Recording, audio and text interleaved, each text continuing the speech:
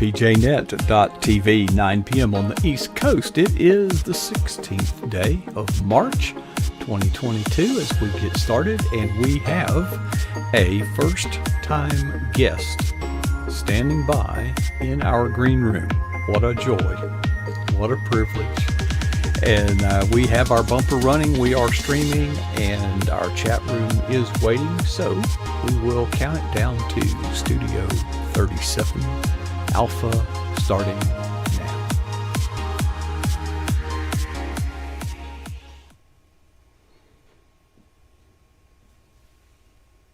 Oh, good evening. Welcome. This is pjnet.tv. I'm your host, Coach Prasick. We are in the warm, cozy Studio 37 with the fireplace blazing and crackling behind us. And that is all in preparation for a treat that we have. We have done this over 250 times. That is, welcome a first-time guest to tell their story. And let me introduce, if you don't know, we have here Nancy K. Grace coming to us from, I think it's a little colder up there. I'll just say up north and leave it up to you as to how far north you want to admit to being from. But in any event, well, Nancy has quite the Christian resume. And she and her husband have been in pretty much a lifetime ministry since they've been married. Am I getting it right, Nancy? Yes. And how far back do you want me to go? Well, that's good. We were engaged and we've been in ministry ever since. Yeah. There you go. And so you started out. Now he is a pastor? Yes. Okay, so that would make you a pastor's wife. Oh, you figured it out. That's great. Yeah. So what do? Hold mental health clinics for pastors' wives? That's a good idea. You know, I'm trying to figure out, how can I reach out to pastors' wives? And that would be good. Definitely, especially in the last few years with the pandemic and all the changes that have gone on. A lot of the people in ministry have struggled and have had a lot of, there's not ever been a class in how to survive a pandemic in seminary or in anywhere. And so where everybody's making adjustments in their churches and in their ministries, on the fly. And so, now we're in a position of where my husband is a pastor to other pastors within the organization of Disciple Heritage Fellowship. And we reach out to I travel with him and I visit with spouses along the way to encourage them, because we all need that encouragement. And a lot of times the spouse of your pastor does not have a lot of encouragement, especially in smaller rural areas. So anyway, that's a little bit about what we've done, but we have served the Lord for 45 years. My husband was a pastor in a church, and we served 15 years in Illinois, 15 years in Kansas, and 14 in Arkansas. And now we are back in Illinois. And today it was 70 degrees here. Hard to believe. But we might have snow on Saturday. So that's Midwest weather in March. That's our own form of March Madness, Coach. Oh my gosh. I don't know why people live there, but I'm sure you may reflect on the same thing about why people live in Florida. We were both raised in Illinois. I was raised in Chicago, actually, and went to school at a small state university, Eastern Illinois University, and that's where I knew I was going to go to college, and I was unsure of what I was going to be doing, but I always felt a call to ministry myself, but didn't know how to process that back many decades ago.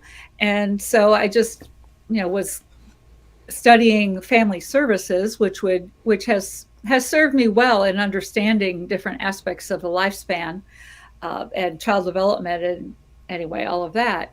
Well, this was a state university, and after my freshman year, I was convinced I was the only Christian on campus, and I just had to find something to connect with for fellowship. And so I've I read a little want ad in a newspaper, college newspaper, that said wanted Christians for fellowship, and it gave the date and time and the place. And I thought, I am going to go.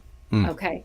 And I, got all my courage together to go.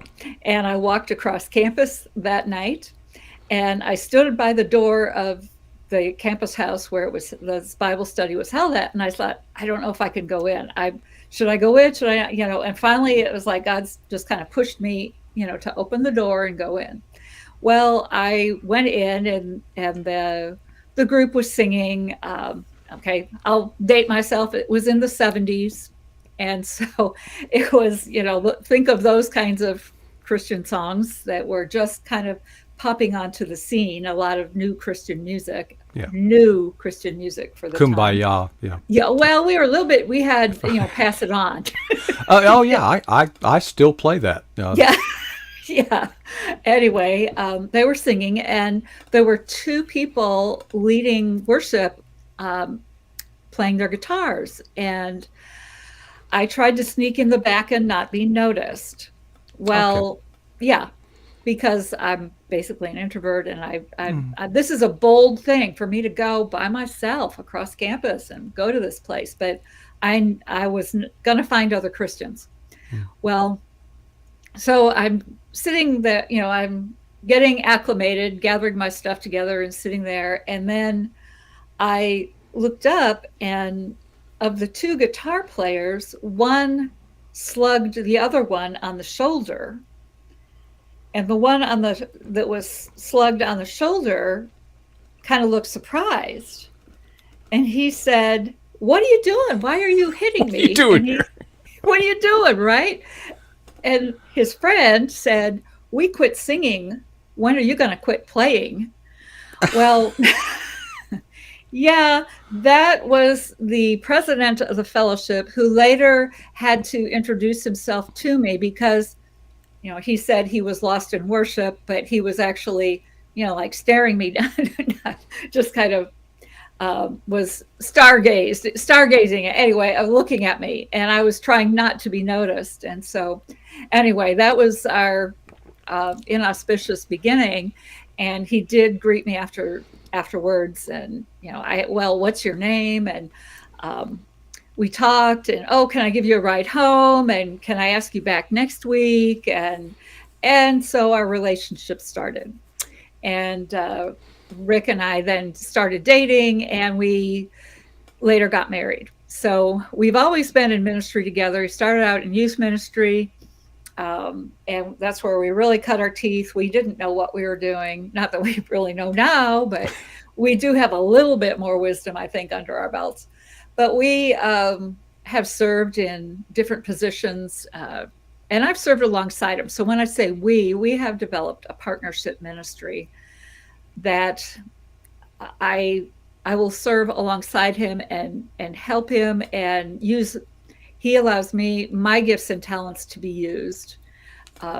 Just because I'm a musician and a speaker and whatever, that doesn't mean that I'm automatically going to be on the piano.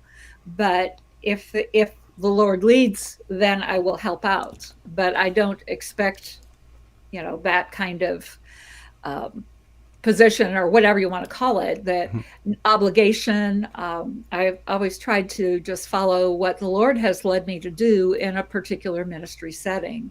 So over the years, I've been a pianist for church and choir director, kids choir, youth group. I mean, just a lot of different roles in the church. And I have, a heart for the church.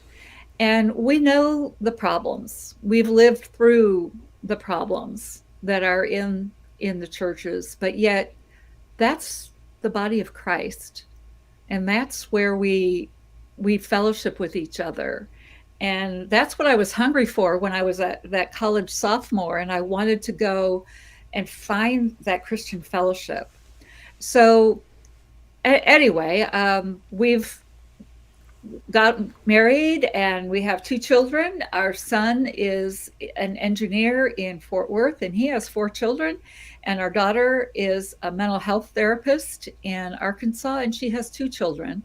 So we are blessed, very blessed with that, with them. And in fact, just last weekend, we were able to spend some time in Arkansas with our daughter and her kiddos, and it was good. We don't get to see them very often because we are 500 miles away. That's a bummer. That's a real bummer. But we believe we're where God would have us right now. When Rick retired from pastoral ministry, he retired for 1 month, and then Oh, like Tom Brady. Yeah. yeah, right, yeah, right, yeah, and then had accepted a position to be basically a church consultant and a pastor to other pastors in our little network of churches.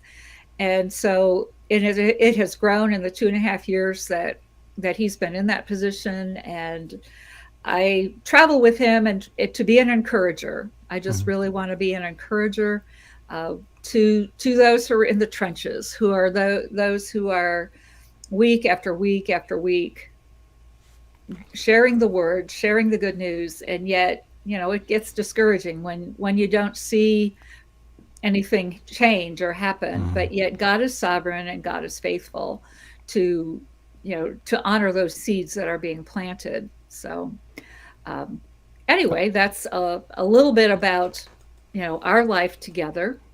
I grew up in Chicago, and interestingly, once I left Chicago, I really never wanted to go back to the big city. And our married life has been in smaller cities, and I've I like that. I like space around me, and so I kind of was the city girl who became the country girl, or the small town girl. So I understand both kinds of lifestyles a little bit. Well, Anyway, you're kind of multicultural, but yes, yeah, I am multi. Yes. what a boring life you have led, folks. Let's spice this up a little bit. Okay. I visited your website, which is on the screen, nancykgrace.com. Yes. And I seem to remember there was quite a bit of stuff devoted to marriage enhancement, Yes. enrichment, and things like that. Yes. Yes. Yeah, but Um, you've had the perfect marriage, so you're the. oh, yeah. Right. Yeah. Right. I'm kidding. No, your husband has had the perfect marriage. Yeah. Anyway, Yeah. Right.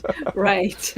Yeah. I do We had. commend him on how clever that was to get a date to have a Bible study. That Yeah. was That very was. clever. Yeah. Yeah. That was. And he actually paid for that ad that I read. Hmm. So It worked. yeah, it worked. It worked. So yeah, it's yeah, one thing, yeah, have a sense of humor in marriage, because we can't take ourselves too seriously. Anyway, so yeah, we have an interest in marriage enrichment. It is something that we really always have from the very beginning of our relationship, and with my studies in college and family services. And um, I will say, when we got married, neither of us wanted to have a marriage like we saw our parents have had. We saw that there was tension, a lot of tension. My father was an alcoholic. We, he was a good provider, but yet we had the tension. We had some dysfunction, and so I wanted something different, and my husband wanted something different too. But we didn't know what that was going to look like for a Christian marriage, and so we bought the one book that was out then in 1975 and read it on Christian Family.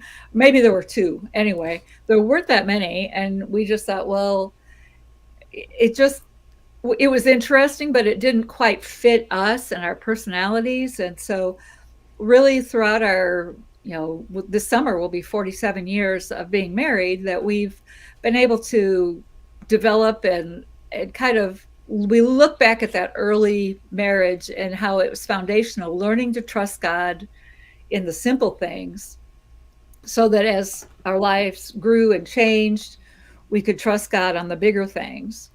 And so we've become, we spent 20 years in a ministry called United Marriage Encounter as a clergy team presenting couple. And what that meant is that we would travel to where there would be locations where there'd be a United Marriage Encounter weekend being presented, and we served on the team, and there would be us and 3 or 4 other couples on the leadership team for that weekend. And so we were able to share parts of our story and just showing that we as a pastor and wife, we have struggles. There's a myth out there that you think that, 2 Christians marrying each other, it's going to be perfect. And it's like, well, really, 2 Christians marrying each other are 2 sinners marrying each other. And we have to, grow and adapt and learn the art of forgiving very much in our relationships. So we've served with United Marriage Encounter for 20 years presenting weekends, and we've presented throughout the United States and wherever the weekends have been presented, but we also had the opportunity to be used overseas, and we've gone to England and Ireland and Malaysia and Taiwan, all with the ministry of United Marriage Encounter. And the blessing that we have grown from that is seeing how God is sovereign over everything. Even that we saw the biblical principles of marriage break through cultural barriers, break through the cultural, problem, just the mores of the culture. And so just seeing God's power speak and break through, and bring couples together. And I'll never forget the time when, after we were at a weekend in Taiwan and it was being translated, the couples attending the weekends had earphones. And so they were listening to a translation while we were speaking English. They were listening to a translation in Cantonese and watching, reading it on the screen. And it's like, I couldn't do that. But anyway, that's, there were so many ways that it could have gone wrong. I mean, and we as the team thought, wow, how how is this even making any sense to the couples that are hearing it? But, after the weekend, through an interpreter, we heard people just be blessed and grow stronger in their relationship, in their communication skills. That's what a Marriage Encounter Weekend does. It teaches communication skills. And especially, we share the Lord on the weekend. And I'll never forget the one little Taiwanese wife that shared with us afterwards that during the weekend, she led her husband to the Lord. And so that's a blessing. That's not us. That's God breaking through all of our clumsy technology, because it was not slick technology, and breaking through the cultural barriers, the technology barriers. And God is sovereign to break through all of that. We have seen when in our ministry with United Marriage Encounter, we actually did a weekend in the Rochester, New York area where there's a large portion of deaf population. And I didn't realize that, but there are several deaf schools in that area. And couples attending on the weekend, there were a few that were hearing impaired. And so all of our presentations were signed as we were talking. So we had to pace ourselves, which was hard to do because we talk fast. But, and there again, it was a thing where it was like, are these people, is the message getting through that God can be sovereign in our lives, and that he can work in our marriages when we submit our marriages to him. And just, I was blown away at the end of the weekend to hear couples that were hearing impaired, intensely hearing impaired, that they were touched and blessed by it. So God broke the sound barrier on that one. We've seen him break the culture barrier. We've seen him break the sound barrier and even the sight barrier. We there was one time a couple that was blind, and they had the computer that talked to them, so they Mm. could use that. And God broke through. God is strong and powerful. And, so if anybody that's watching, if you're having a difficult time, God can break through. Don't give up hope. Keep trusting and keep looking to Him. Sometimes we are waiting a long time. We can wait and we can pray for decades for something, but then there's those words, and suddenly there was a But God. but God, yes, and suddenly, and then it's like, whoa, and then we're surprised, right? We've been Mhm. praying for this, Mhm. but then Oh we're yeah, yeah. surprised. So it's, we have to keep hope. We have to keep praying. Being like that persistent widow in the New Testament, where Jesus told a parable, and he told that parable so that we would pray and not give up. Oh, are we liable to give up when we don't see things happen? But Jesus wants us to press on and to keep praying, and in His time, we can see His answers. Maybe not ours, but His answers. Well, So, Nancy, I'm curious.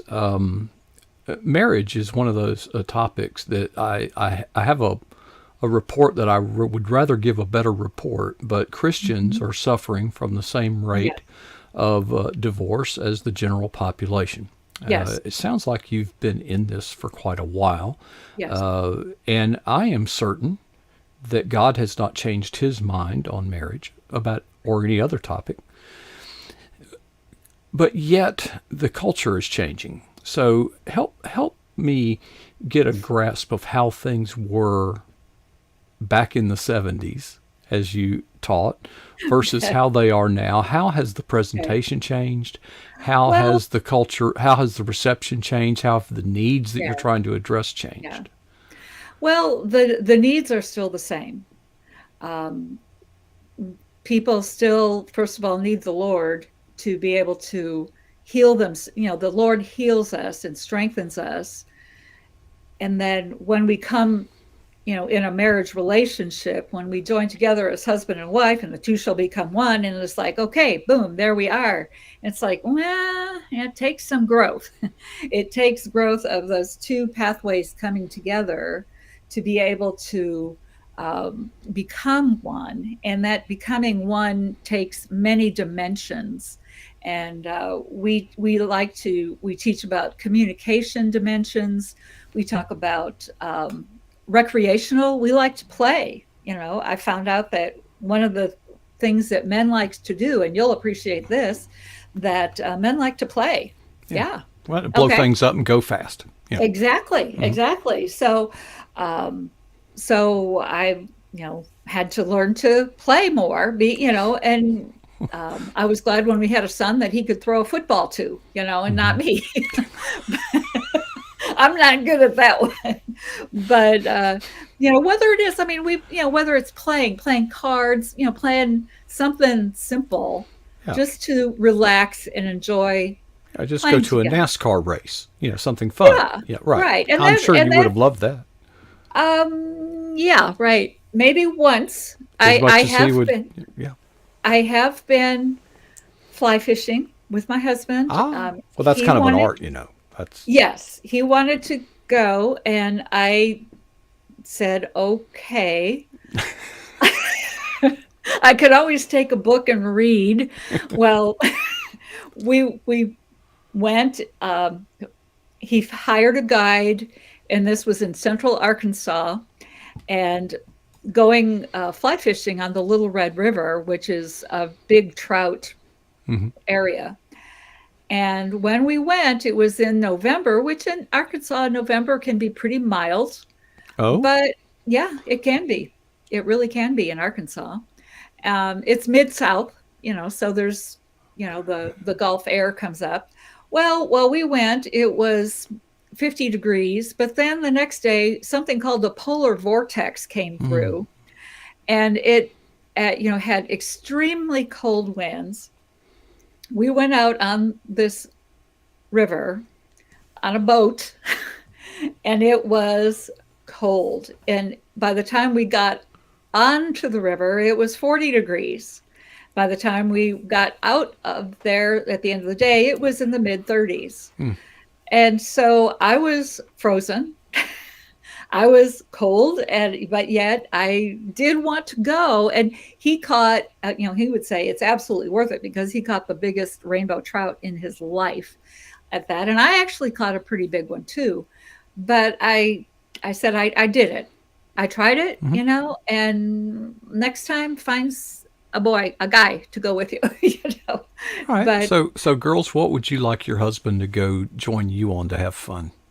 okay, for women, um, in some of our reading, we found that for women, recreation. Are you ready for this, guys? Shopping. That makes me Shopping is. puke, you know. I But anyway, know. I know, right? men don't shop; they hunt. They That's have a exactly. list, and the Hmm. idea is to get in and get out. Hmm. Yes. Buy it, bag it, and bring it home. There you That's go. what my husband said, Exactly. Hmm. And so it's, you know, that can be a recreational thing, going for maybe a walk, a leisurely walk, or even we walk for exercise together. So there's something like that that could be couples could do together. So you asked about differences. Um, for a number of years, we taught marriage and family at a small Christian college, and the students that came there were mostly it. Like I said, it was a small Christian college, and a lot of them were homeschooled. A lot of them were from small towns, and a lot of them were basically pretty conservative. But the number of years that we were there, we saw even the kids that were coming from the conservative Christian homes were kind of picking up some strange ideas about marriage, and were challenging us on it as we were teaching it. And it's like, excuse me, what experience do you have with this? Yeah. Um, Well, and but God's opinion has not changed. exactly, it has not changed. But it's just, I think the culture has changed and has created so many different strands of thinking, but it has seeped into our Christian families, Hmm. into our Christian youth, our Christian college students. And it's hard to, a lot of them don't have a good example of, like we didn't have a good example. And I'm not saying we're a perfect example, but we always knew that we had to uh, forgive each other, and we had to talk things out and go forward. But it's been interesting. You're just in those like 5 years or so that we taught at that college, we saw, the students were different coming in, that they weren't as solid.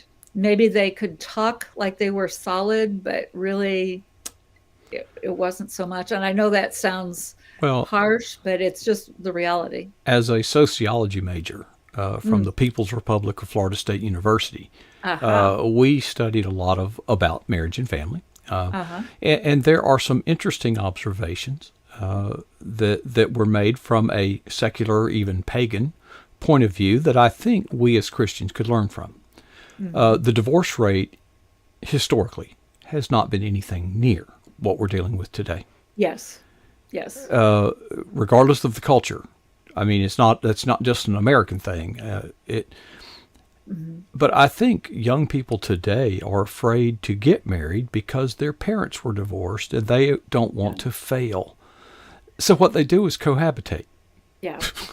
Yeah. Like, And yeah, well, so, that fix that. Yeah. yeah, yeah. And so the stats can be kind of skewed because in one sense there aren't as many getting married because of cohabitation. And so you don't count those in the divorce statistics, Hmm. when those come out. Um, but we do see that there is hope. We still have to come back to the hope of Jesus Christ for our family relationships. Um, Well, there's still the because truth. I mean, yes, God absolutely. has Yeah. not changed a bit. Okay, and He wants the Right. very best for us. Just do we believe?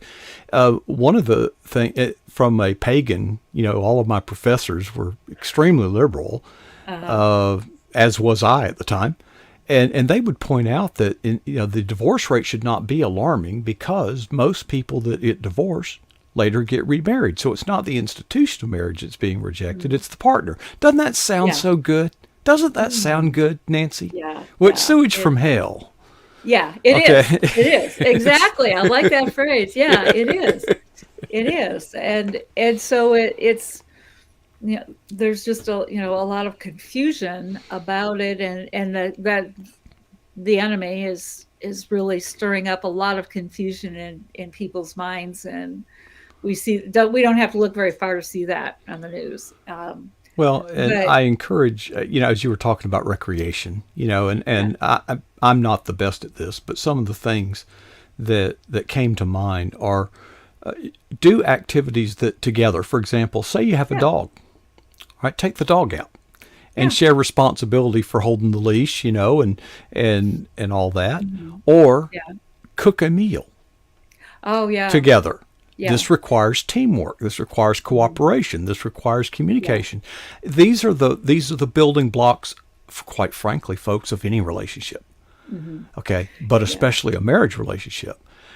Find things that you can do because the model that you gave. I mean, go shopping. I mean, I would be miserable the entire time, and I Right, would be. right. But you Uh, see, wait a minute. Now, sometimes you have to just say, "Look, would you agree to go shopping with me this time and not complain?" That would be a no, gift. I wouldn't agree to that because well, nor well here's hey, spend time together, but hey, there is such a thing as investing in relationships. Okay, Yes. why do Yeah. relationships die? Well, because they're not fed. That's why. Yeah. that, Yeah. that that's it. I mean, I hate to oversimplify it. I've got a degree in sociology and psychology, Mhm. by the way. Mhm. But the fact of the matter is you have to invest in a relationship, and I think there's plenty of investment in a relationship up to the point of getting married. Right. But now that you snagged them, it's like, well, I don't have to do that anymore. Yeah. And that Uh, that is a trap. That yeah, definitely is a trap that, I told you that old saying, I told you I loved you when we got married. I don't need to tell you again. yeah, it Well, hadn't no, changed. we Yeah, need to hear it. We need to hear it, and we need to be affirming to each yeah. other's gifts and talents, and encouraging each other, and just doing things together, simple things together, um, and like what we mentioned, whether it's walking the dog Yeah. or we used to do cooking together a lot when we were first married, and we didn't have money to do anything, and we I You can learned cook I yeah, cook beans and rice. Hey, yeah, honey, you do the beans, I'll do the rice. Yeah, yeah, yeah. We had a lot of spaghetti, yeah, yeah. Hmm. a lot of pasta and a little bit of meat, a Yeah. little meat Hmm. sauce. So, I mean, it's just trying to, figure out what we can do using what's in our lives. God Well, uses all of the work at it, things in. folks. Work at Yeah, it. You do have to work at it. It's like anything else. You have to, mhm, and I found this. If you love something, you'll do anything for it. mhm. I've known hunters that go out, wake up at 4 in the morning, and go out in the freezing cold in a boat and sit there and they love it. Now ask them to get up at 8:30 in the morning and go to church. Oh hell no, I can't do that. It's Yeah, cold outside. yeah, right, right.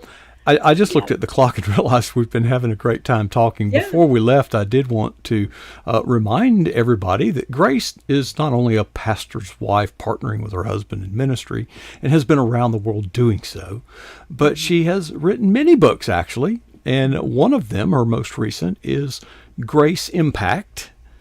And mhm. tell us what that's about. Okay. That is 30 devotionals about God's grace.